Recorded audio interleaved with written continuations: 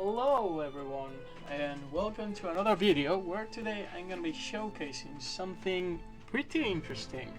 So I'm gonna be loading up yet again our classic map, the testing grounds we're always in, right? And you're gonna be seeing that down here on the ground we've got vertex painting implemented. That's right, check it out. The ground can uh, be painted as if it were grass in some areas and dirt on others. So this right here is painted like with a sand texture, right? And we pretty much can make a path out of this and mark out certain areas and shape it however we want. So this right here is pretty easy to use actually. As a matter of fact, Blender actually makes using this a little bit harder than it should be, but it's not that bad because vertex painting is very easy to do. So let me go over to show you in Blender what we've got going in here in the editor. So this right here is the testing level. I've been adding a bunch of objects, testing some custom models that I've been creating. Sorry about the mess, but anyways, so as you can see right here, this is what the ground looks like. We're right now visualizing the alpha channel of the texture painting. So after reverse engineering how the color properties are used for meshes in MagickCow, I have come to the conclusion that the color properties for vertices in a vertex buffer in MagickCow works as follows. You've got a color property for every vertex, which is made out of 4 floating point values, right? So 4 bytes each, 4 times 4 in total. And each of those properties, they have their classic RGBA channels, and the RGB channels determine the color of the surface, right? So you can paint the texture if you want red, for example. You could just paint the ground red and you would have red grass rather than green grass, right? And if you use the white color, since it's painting through a multiplication, you obtain the original color of the texture. So if you don't want to paint your textures, you just keep the mesh vertex paint layer. Either you don't have a vertex color layer, and my exporter we just export everything by default, or you have a default value of 1 on everything, right? And the alpha channel is used to switch between 2 textures on the materials, right? So if we come over here, we've got this right here, which is a grass JSON file with an effective earth, right? And you may remember that we have reverse engineered previously this part right here, which had the #second set, and we've always had it to false, right? So we've always had it set to false because we didn't really find any use for those yet, but we now do have a use for them. So as you can see right here, the diffuse color is the default color you're going to assign to the entire mesh, and you can actually paint this however you want, but we're gonna keep it to 111 because since we always add vertex colors to every single vertex buffer, you are actually gonna have an easier time painting these things by hand inside of Blender, unless you want to paint the entire thing. Then you're actually better off just changing these values right here. But yeah, anyway, with these color properties, we could actually make solid color surfaces, like the ones found in the debug map. So you don't need to create custom textures for every single color, right? Obviously. As you can see right here, the first texture set and the second set, they've got actually the same properties, only that they are repeated. And this right here is very important. It's one that says vertex color enabled, right? And vertex color enabled tells us if the vertex color properties is going to be used or ignored by the mesh. And this is very important because my exporter actually has a bug, I think, right? Well, not a bug, but a bad feature. So by default, if there's no color property in your color layers, every single vertex will have the color with the value 0 on every single property, right? And I'm going to change that. We should actually export with the value 1 on every single property except alpha. Alpha should be 0, and I'll explain why, right?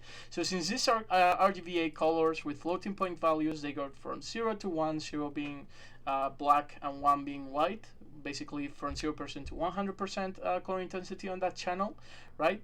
well, white if every single thing is 1, you know, right?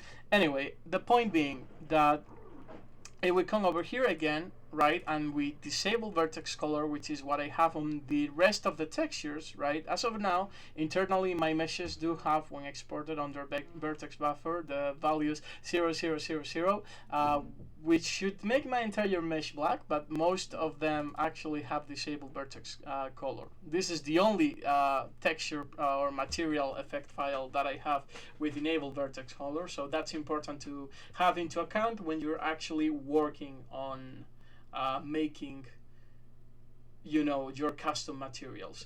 So anyways, the thing is that we go over here, and the first set is going to contain a texture set of its own and its own properties, right? It's going to be like a custom material of sorts, and this thing entirely represents a material that has one alpha channel that can be used to lerp between two kinds of texture sets, right? And the alpha channel is the one used to change between this and this, right? So we enable the second set right here, and we have on the first set, which is going to be value 0, the grass channel, right? So when we want to display grass on this surface, we have to set the transparency value of the alpha channel, right, to 0.0, and then we will have a green grass surface. And if we want to display sand, we gotta start increasing the alpha channel's value, and 1.0 would mean that we don't display any grass at all and we only display sand, right? So that means that when we come over to Blender, you can see that I've painted black everything, but this is not the color painting. The actual color right now is entirely white. We're visualizing the alpha channel, and we'll talk about that in a while, because visualizing the alpha channel during painting in Blender is actually not that straightforward. It's not hard, but it's not the way it should be, right? But anyway, the point being that this right here, as you can see, by default the alpha channel in Blender is going to be entirely 1.0 as well, right? Everything is going to be 1, 1, 1 of every single channel. So it's going to be RGB is going to be 1, so the color by default is white, and the alpha channel is going to be 1 as well, even though Blender doesn't really use it for anything, right? But that's the default value, and that's not what we want. So we have to paint everything on the alpha channel black.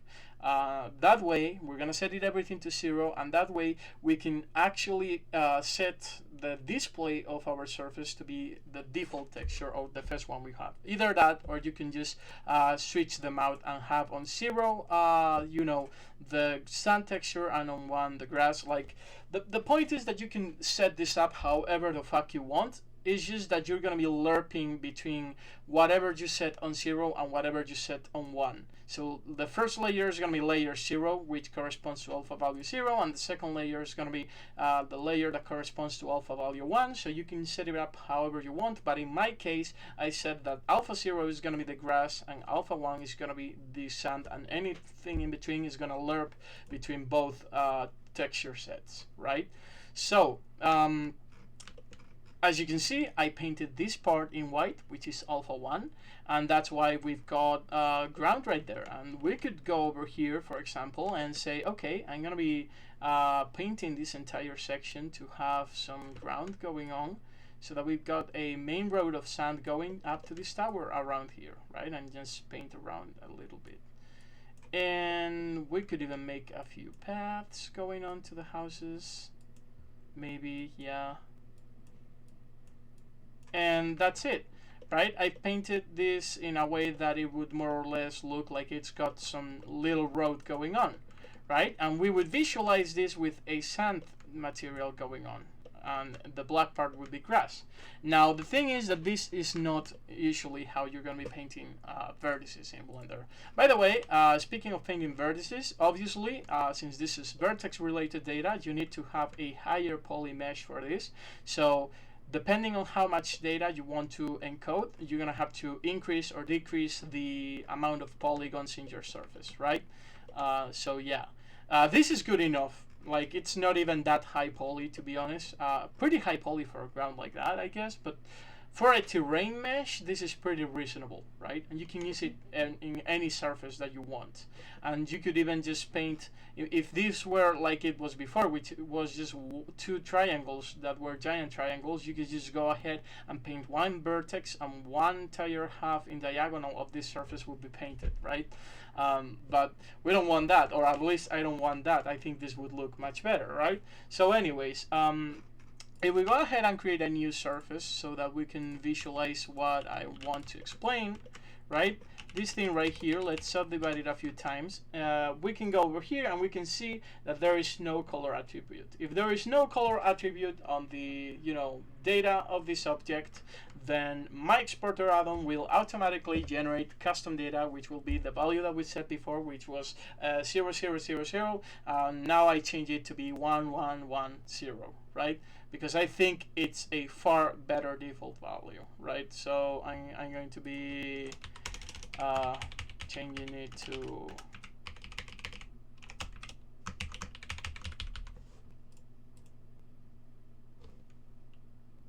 yeah, I'll have a greater explanation later with what I'm saying, right? So and right here we could assign any material we wanted to it, and if we go over into, we can either create our own custom color attribute by pressing the plus button and selecting whatever we want. Both vertex and face corners are okay. They both work exactly the same, so that's great. Or we could go ahead, I mean exactly the same with my add-on, obviously.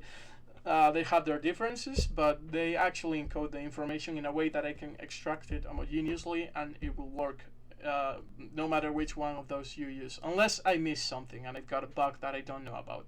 Or you can just go into Vertex Paint and it will automatically create a new color attribute if you don't have any, right? And here you can select which one, or you can just click the one you want to use.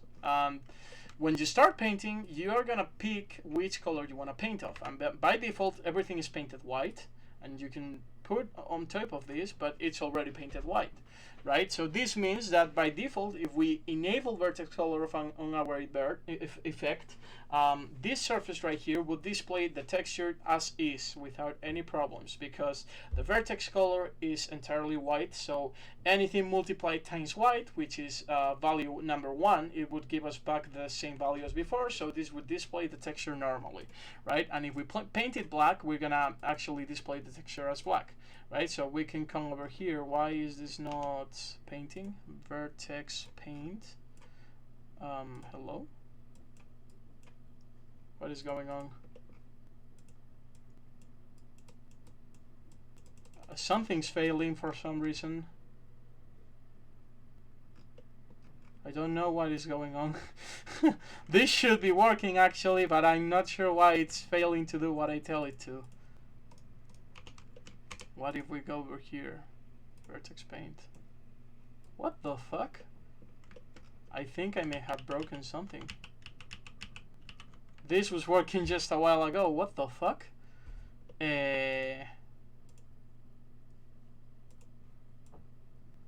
Okay. That's weird. That's not normal. Oh yeah, I know why. I know why. Yeah, let's go back in time. That's a mistake on my end. So let's go over here and go back to Vertex Paint. So by default, you would be on mix mode, which would allow you to paint everything, right? So as you can see, we can go ahead and paint stuff. I was already at alpha mode, which I was going to explain, but I had forgotten about that. So sorry about that. Small mistake. Brain fart happens to everyone. So basically I could just pick any color, and if I wanted to be, my surface to be the default texture that we apply to it, it would be just this. But if I want to paint it pink, for example, I could just paint it pink like this, right? And these parts, these vertices, the pixels that would be within these vertices will be, and the faces that are painted like this will be the ones that get to be painted pink. And if we want to lerp between different colors, we can do it like this, right? We can actually have anything that we want. So yeah, but when it comes to lerping between two texture sets, what we have to use is the alpha channel. Now, how do we add the alpha channel here? Well, you can see when we try to create a new color attribute, we can actually change the default alpha for every single vertex, right? We can create a new channel with this default color for every single vertex, and that would be great. And as I said, it has value 0 on everything, and the alpha channel is 1 by default on Blender. But that's a problem for us. Why? Because we don't want that. We don't want to, paint the stuff with every single vertex with the same alpha. Most of the time, when you're going to be using vertex coloring, you're going to actually be wanting to change the alpha channel, and that's a problem for us. So a possible solution would be having one color attribute with a specific name, which would be the RGB channel, and another color attribute whose red channel, for example, could be the alpha, right? And I think that would be easier to work with in Blender, actually. But the solution I'm running with for right now, sadly, this used to be easier in Blender because we could actually see the alpha channel as a separate thing and paint it. Nowadays, we can't.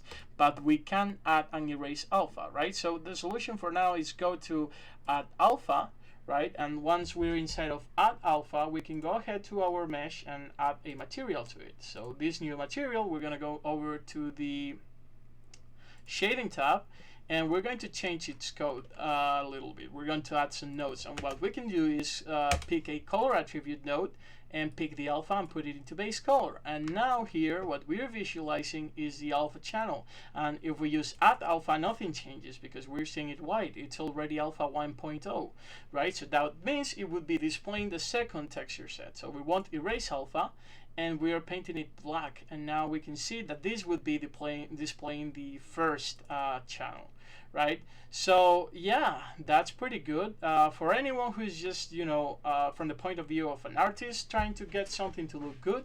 They can eyeball it pretty nicely, right? But sometimes you might want some more fine-grained control, like specifically saying I want 0.5 alpha specifically on this set of vertices.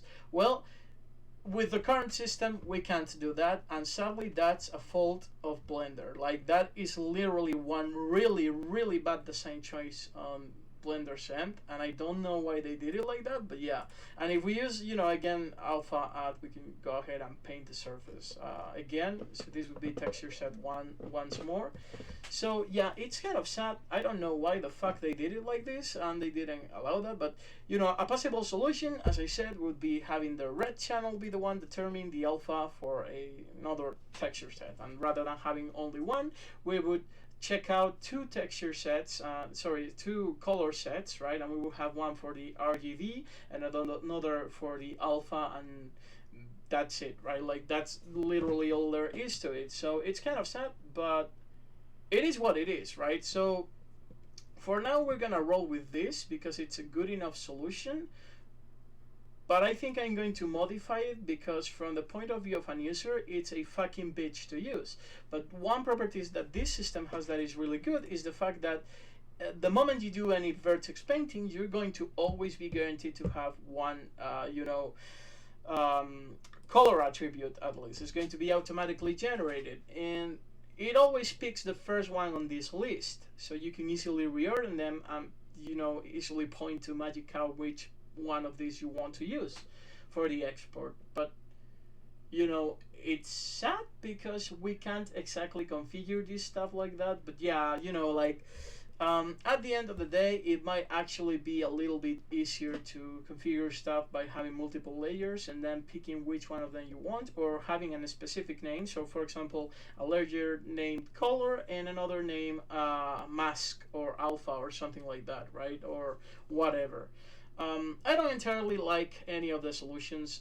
The better one would be if Blender actually allowed us to paint the alpha channel, but as far as I know, there is no way to do that. You can do alpha and alpha erase, but you can't exactly paint alpha in a certain way, right? You can even add, but it's only for RGB, right? So it's not good. I don't like it, but there's not much else to be said or done, right? Like we can't really fix this problem, to be honest.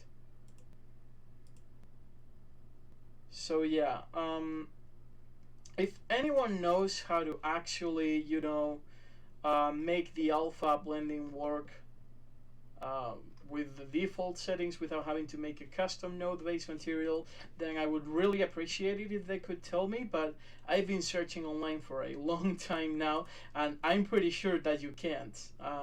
I'm pretty sure that you can't.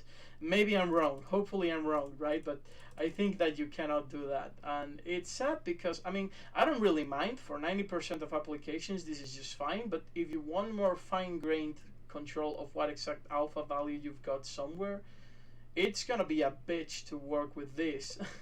Right? But yeah, anyway, another thing that you can do that's pretty cool is going over here and using the alpha to lerp between two materials. So you could, you know, have two textures, put them in here, and visualize more or less what it's going to look like in game before being in game, right? And maybe someday in the future we may go as far as actually creating custom nodes and exporting the materials based on those nodes, right? That could be pretty cool actually, but I have no idea how to do that right now with Blender, and I don't think that's a good idea, to be honest.